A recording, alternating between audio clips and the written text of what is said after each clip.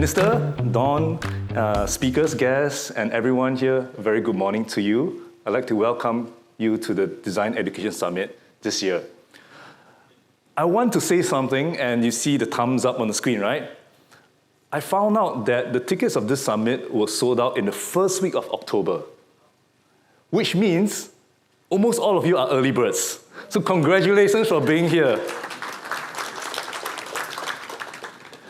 This is our community for today. You can see that in the screen and the pie chart. And we have a staggering 80% of us being educators here. Some of us are from government sector, some of us are design consultants. We have also many people from enrichment programs, and even in preschool. And I'm really especially heartened to see 50% of us coming from the general education space. And I'd just like to take this opportunity also to appreciate some of the teachers who volunteered their time to speak to me and my team. They gave us a lot of insights and their wants and their desires to help us shape the summit this year. So if you're one of them, raise your hand. There are people like Penny, Marceline, and Michelle. Raise your hand if you're here. I know you're really shy. There's some of them. Thank you so much. And I'm really grateful for all the speakers and workshop leaders that are here today. I thank you from the bottom of my heart for being part of this. And being an educator myself, there's one question that I always like to ask my questions on the very first day of school when they come into the design course at NUS. And I ask them, what is your biggest fear? And this is the answer I always get. I'm not creative. I'm not creative enough, right? I don't think I'll do well, because I lack creativity. This is a very consistent answer that I get every single year when I ask the students the same question on the first day of school. And maybe you have heard of this yourself many times in your classes or when you speak to students, or maybe you have even declared this over yourself before. I have a very personal story about this. So my mother is a kindergarten principal for many, many years. So she has seen a lot of kids grow up and develop over the years. And she told me this once before, and it's really funny. And this is after, of course, I graduated from kindergarten, went to school, and this is after I secretly switched from switched from business course to design course in my undergraduate studies without telling her. And this is after I graduated from my design master's, and this is shortly after I received my first President Design Award. She came up to me and she told me, son, I've never thought you were the creative type. I'm grateful that she has never told me that earlier in my life. That's a mark of great parenting. But I think what she really meant was, Hans, you are not the artistic type, which was really true. I was never good at music. I hated my music classes. I fared poorly in art classes as well. And I couldn't draw. And I still can't draw well to this day. And, so this is a very important distinction to make, right? Being artistic, being good at the arts, being good at music or dance is very different from being creative. So, what is creativity? And creativity is actually very ill-defined in academic literature. In fact, there's a very interesting study that's done by a group of very creative academics, I would say. They looked at all the top journal papers, in top creativity journal papers, and they found out and they counted that only 38% of them defined explicitly what creativity was. The rest just avoided talking about it altogether in their papers about creativity. So despite that, there are really interesting and good models of creativity around. One of my favorites is the 4C model of creativity by Bucchetto and Kaufman. I will not talk too much about that today because I'll need at least 2 to 3 hours. But I would just like to share one really important one that I find really close to my heart, one that has inspired me to teach what I teach today.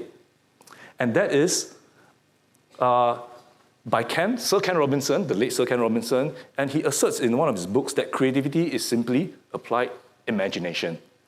And the idea is that we are all human beings and we all have an imagination, the ability to form images in our minds without any immediate input of senses.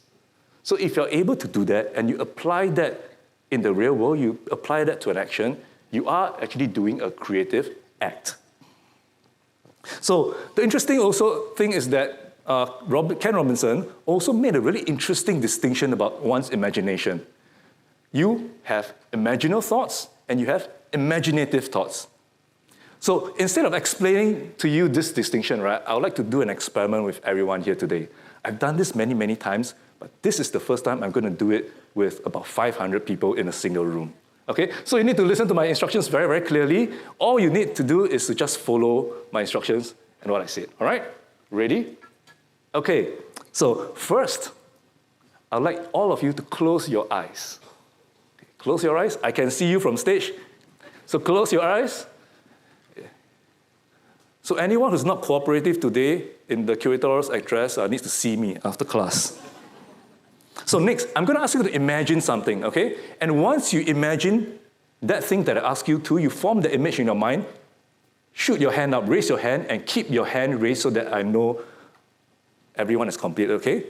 I've not told you anything that why are you raising your hand? So put out your hand first, all right? Okay, we're going to do this for 3 rounds, okay?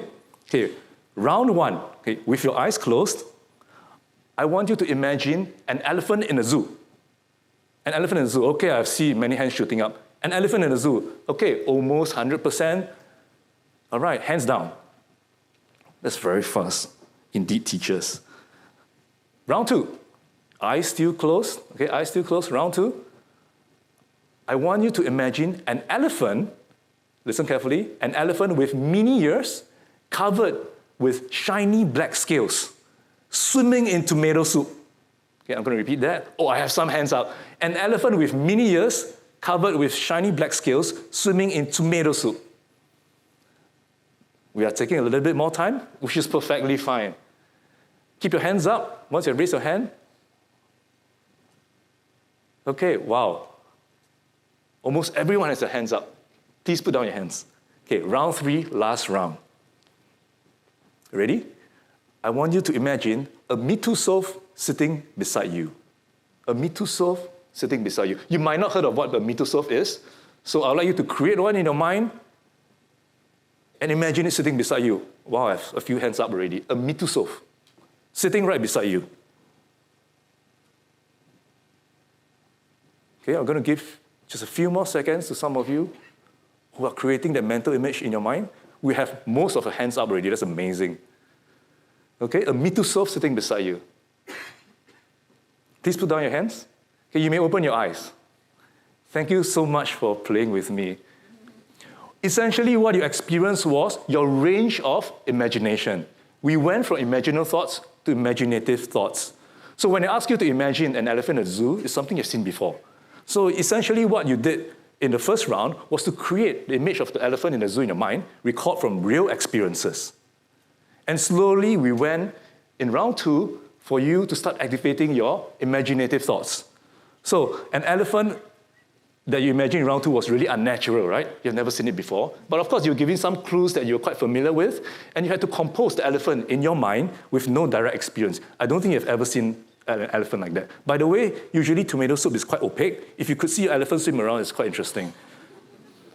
And last but not least, when I ask you to imagine a Mitusof, that's a word that doesn't exist.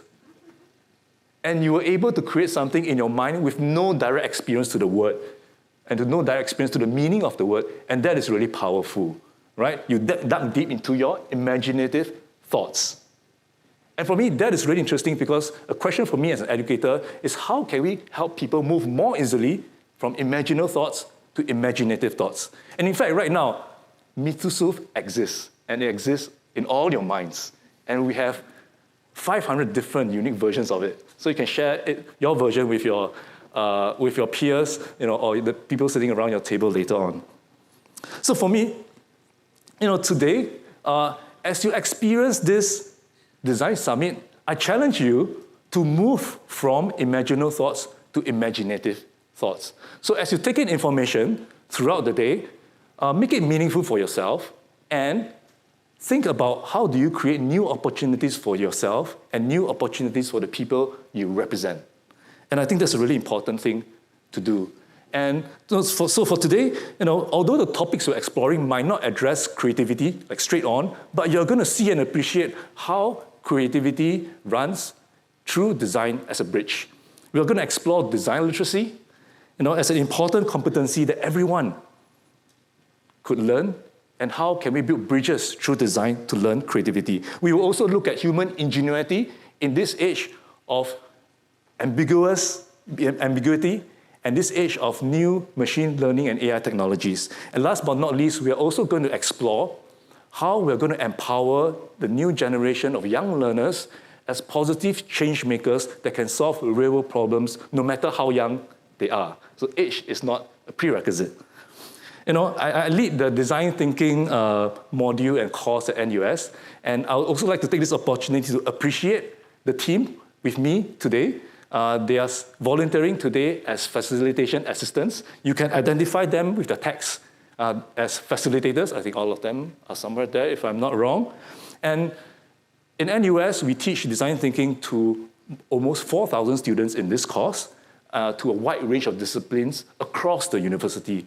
And I'd just like to end this address today by sharing you a note that one of the instructors received just last week as we wrap up the course during their last tutorial class. I'm going to read it to you because it might be hard to read on screen. So this is from Sean Lee, a year 1 chemical engineering student. He says, "I have never thought of myself as creative. In fact, I will say I am the opposite of creative. However, through this semester, I often found myself thinking of ideas that surprised me, and I learned that no one is not creative. It is the way of approaching thinking that can spark creativity." Thank you.